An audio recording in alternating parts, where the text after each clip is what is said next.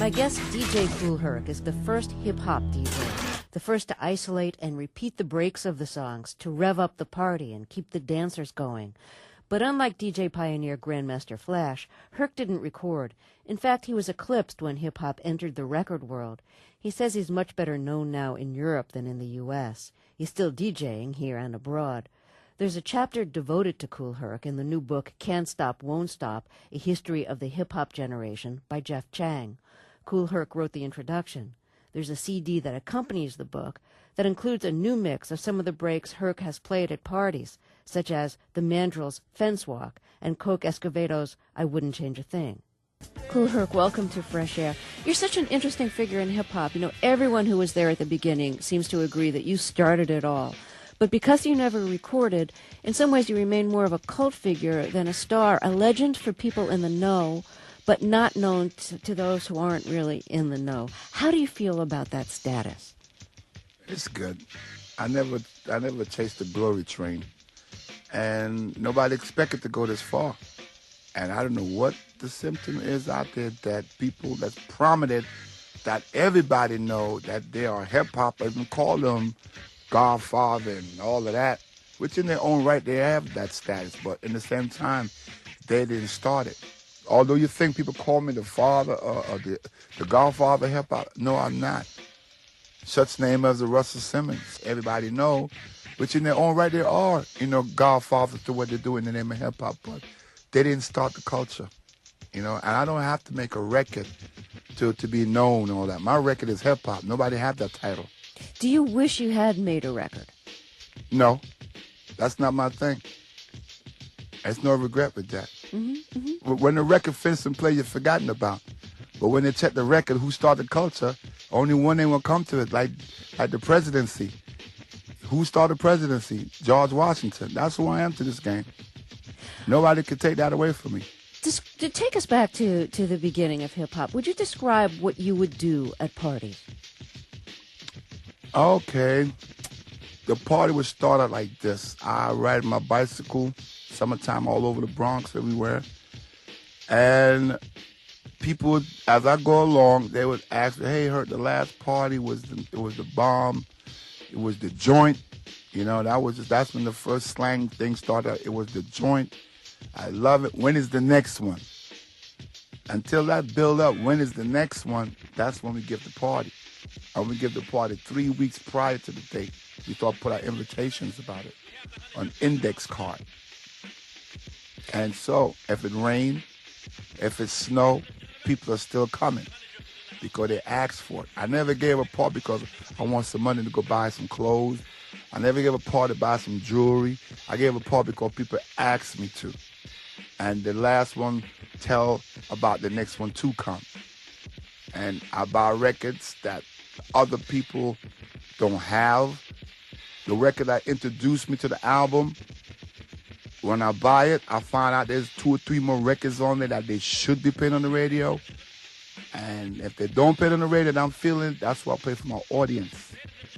And sometimes it might 2 or 3 weeks later, they start to play it. Then my audience said, wait a minute, Herc played that first. Tell us what it was like at the party, like how you would play records, how you would find the breaks, how you started finding the breaks. I would, when I started playing, people didn't see me. I was in a room. I had to stick my head out and see how the party was going. Me and my friends was in the room, and we'd stick our head out and see how the party's going, or we call people names out. And I didn't have the luxury of headphones. I had to cue in the record over the music, because that's the way my setup was set up. And I was, the record, you could tell where the breaks are. It's a dark groove. And people used to wait sometime for those particular parts of the record to come on. And I would just play stuff, and I would tell them that I have new records. I want them to check it out at the same time I'm checking it out. And if it's something I'm personally like, I would tell them I'm feeling this one, and I hope you like the rest I play. Because they came to my house. They're my guests. Mm-hmm. Now, what made you think that it would be great at parties to just play those breaks over and over, to make almost like a loop of those breaks instead of just playing the whole record straight through? This is the one misconception of me. I'm a disc jockey. I'm not a DJ. I'm a disc jockey. Mm-hmm. I play the disc to make you jockey. And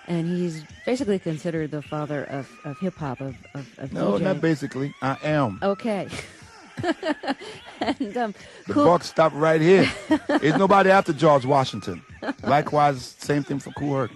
okay, and Kool Herc wrote the introduction for a new book called Can't Stop, Won't Stop, a history of the hip-hop generation, and there's a whole chapter devoted to him as well.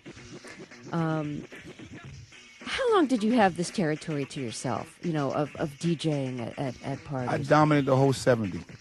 I take the 70. I take it. From the beginning to the end of it. That's when everything else started to pop off. Okay, by Sugar Hill started 79 with exactly. Rapper's Delight. That's Right. The 70 was Kool Herc's. What was your reaction when you heard Rapper's Delight by the Sugar Hill Gang, which was basically the first rap record? Did you expect there to be records? It was the first of that? rap hit. No, it was the first rap hit record. Good point. Right. It was King Tim III who made the first whack rap record. Mm-hmm. And if they didn't know anything, they should have used one of their hit records. And then they would grab people's attention by big leg girls or dancing in the street or bus stop. They were sounding bougie. They had that downtown bougie sound. Mm-hmm. So it was the first whack rap record, and Sugar Hill had the first hit rap record. And it was just letting me know, hey, man, this thing is here to stay. All the heat, all the hate I was getting, the rap business is going to end next week, and it's a fad. And a lot of them people that was knocking it, now they're trying to jump on board. Now our stuff then rose to dominance worldwide. Now they want to switch over. Their stuff died. Disco died. My stuff wasn't disco. We played a little bit of the disco, but just for the people. What were the records that you thought had the best breaks when you were doing parties in the 70s? James Brown, Give It Up, Turn It Loose. A lot of James Brown records, Get Involved. Bobby Bird records, Hot Pants, and Dennis Coffey, Scorpio. Soundtracks from Shaft in Africa, and the list goes on and on. Mm-hmm. I'm still buying records to this day. What are you buying? Good stuff that's not played on the radio. Now, you were telling me before we started recording that when you were doing parties, you didn't want people to know the records you were playing. Why not? No, that's the thing. That's the same thing from Jamaica. You can't do that. You don't want everybody to go down the block. You want them to come to you. There's no choice. You got to come to you to edit. That's why they got a thing called exclusive. So you can't tell everybody the records. If everybody have the record there, they won't come to see you or hear you. Why go there when you can hear it down here? So you still didn't... remain. If I get a record right now, it's the bomb. Nobody's gonna get the name of it till I rep it, till my name attached to it. Okay. To any DJ that played, anybody say, yeah, we heard Herc play that first. I'm not giving it up.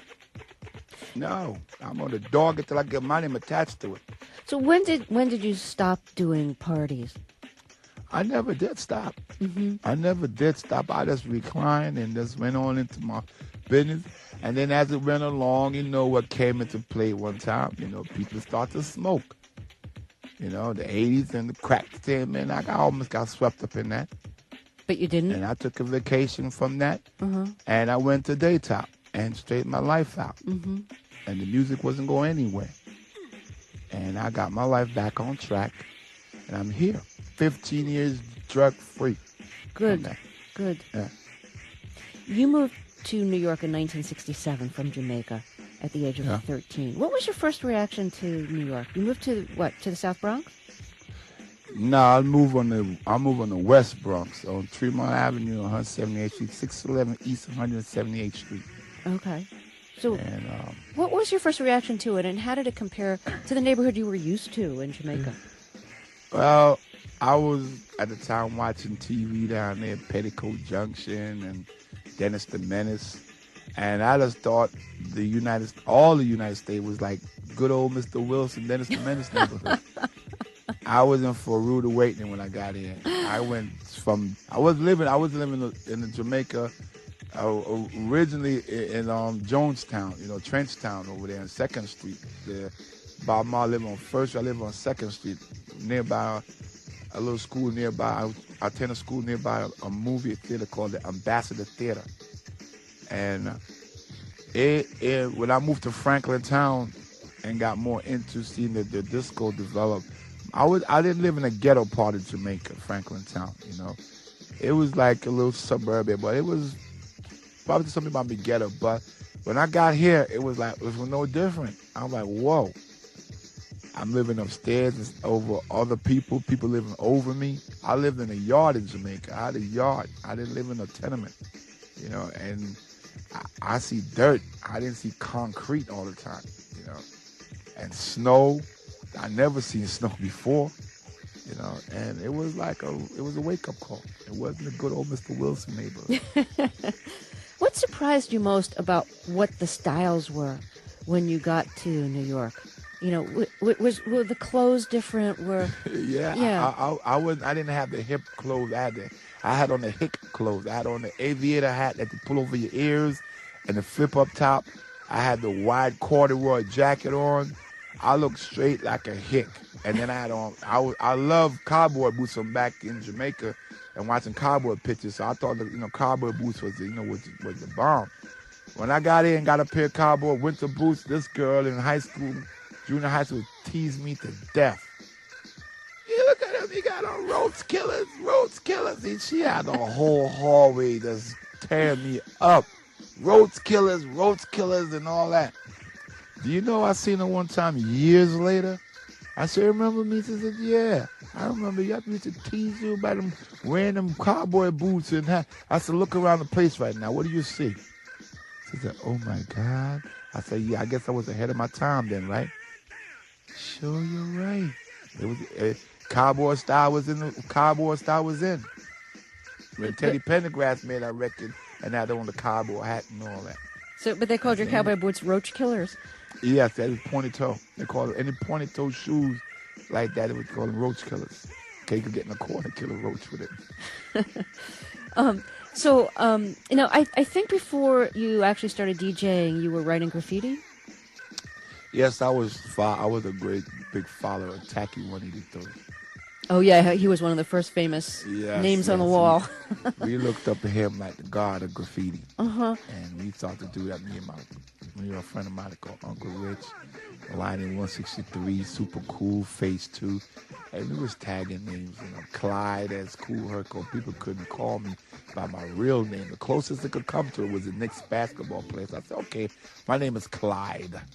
Well, my name is Clive, C-L-I-V-E, like Clive Davis, who gave Whitney Houston, her big break. Yeah.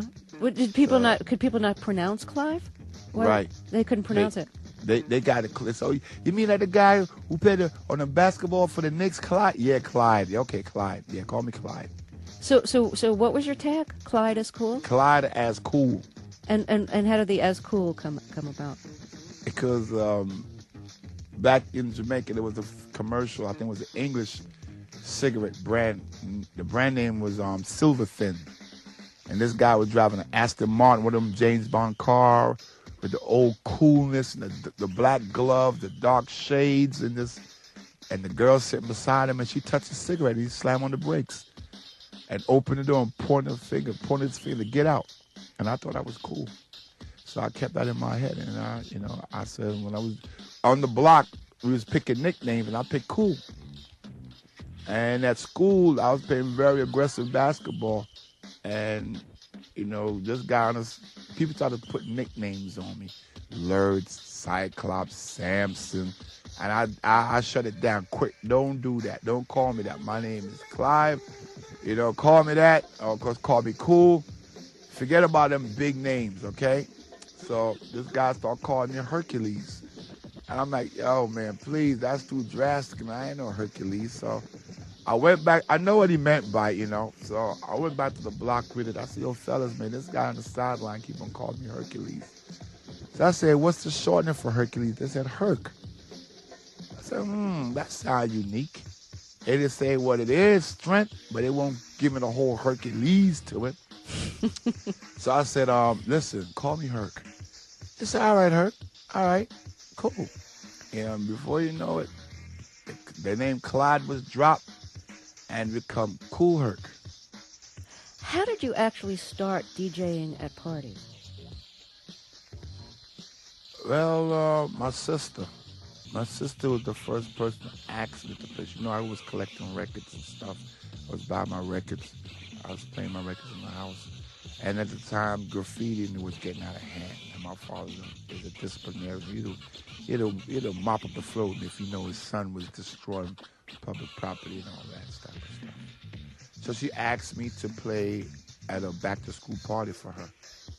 She was working at she was doing a summer job, and she saved her money, and she wanted some extra money to go down to Delancey Street, Orchard Street, to buy some clothes. And she in 2005 term, she wanted to flip her money, and she asked me to help her flip the money.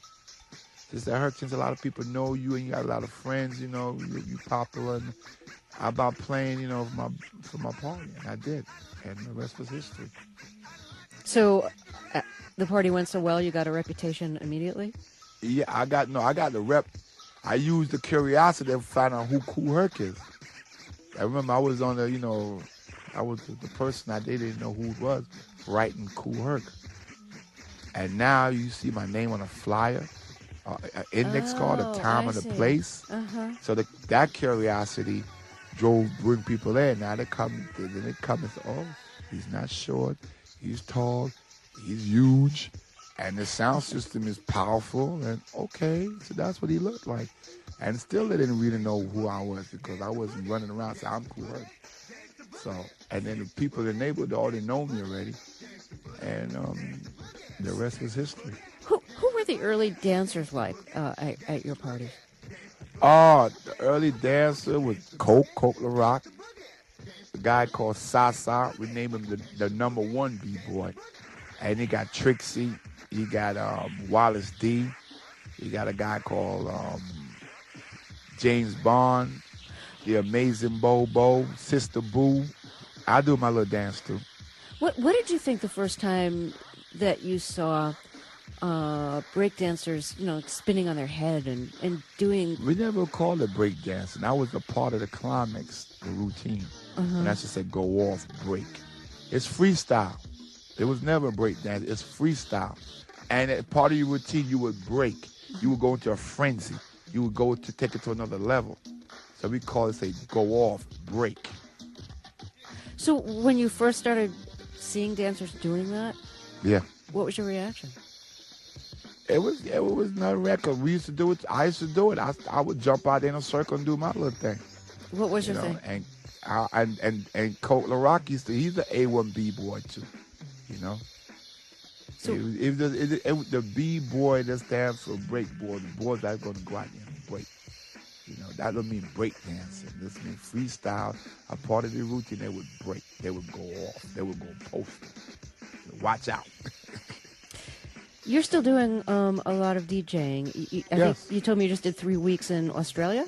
Yes, Sydney, Port. I did Brisbane, Melville, Perth, Bondi, Gold Coast, Sydney. I did a couple places I couldn't remember. And I was down there for the Ariel Award, which they had a new category called the Urban category, which is hip hop, and this group called Coolism won. Are you still playing the records that you played in the 70s, or are you? Yes, I take them on a learning experience. I take them from then and now. I take them on a journey. So right up to now. Do you play a lot of contemporary records too, or just older stuff? The ones I'm feeling. Uh-huh. I don't play everything. I play contemporary, and some people don't like it, but I just let them know it's a personal thing. Let them know my ears is not just in the past. It's about now, right here. So what do you like that's contemporary? Well, I like Talib Kweli. I like some of Mos Def. I like LL Cool J. I haven't played Jill Scott in the club in Sydney, Australia. This girl couldn't believe. She thought she never, in her wildest dreams, she said, "I never thought I would hear a Jill Scott record play in a disco, a club." And you played it. You played it. Now, back in the 70s when you were doing parties, you'd charge for admission, right? 25 cents for ladies and 50 cents for fellas. After that, it was 75 for fellas, 50 cents for ladies. We was charging according to what the Juicy Fruit gum was selling for.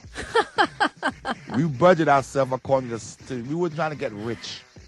You know, if the soda was 50 cents, we got to charge 25 cents fillet. I mean, the gun was 20. If the gun was a dime, a nickel, we got it to 50, like that. We wasn't trying to get rich. So how many people would show up to the typical party? Well, I'll tell you one thing. We went upstairs. We poured it out on the table. We made $500 selling francs and all that.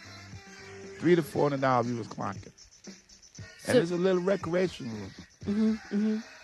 Did you have to pay to rent the room? Yes, $25. Oh, it's not bad. No. Yeah, it was just, it was fun. And at the time, people didn't want nobody in their house. Mom still paying for the furniture. People's not going to be too careful in your house. You don't want people all up in your business.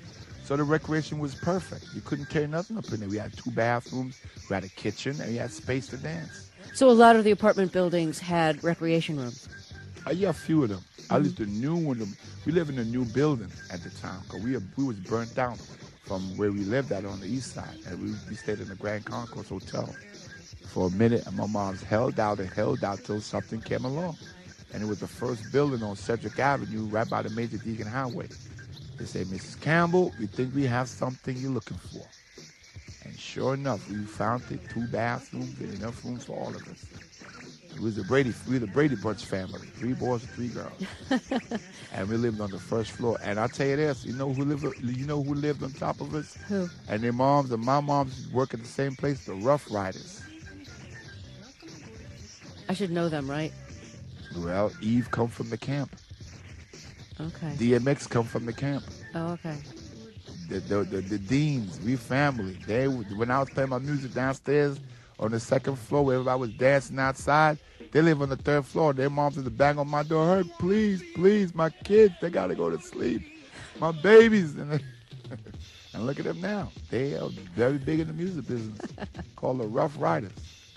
Joaquin, Mark, Have you ever done a radio show? No. Do you think that's something been you'd on a want to radio do show. sometime? Like to DJ on the radio. I would love it, but I'd have to have free reign to play what I'll play. Uh-huh. And you don't get that at radio stations, so I don't really bother with it. Right. You can't tell me what to play in New York City when this culture was born here. Well, I want to thank you so much for talking with us. You're welcome. DJ Kool Herc wrote the introduction to the new book, Can't Stop, Won't Stop, A History of the Hip-Hop Generation.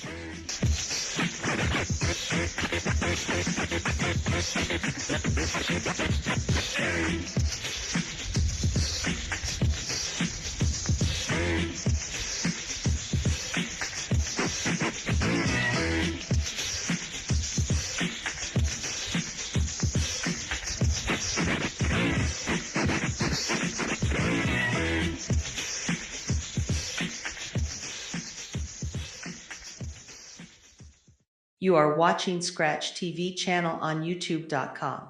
And now, without further distraction, we move directly to the day's main event. And now,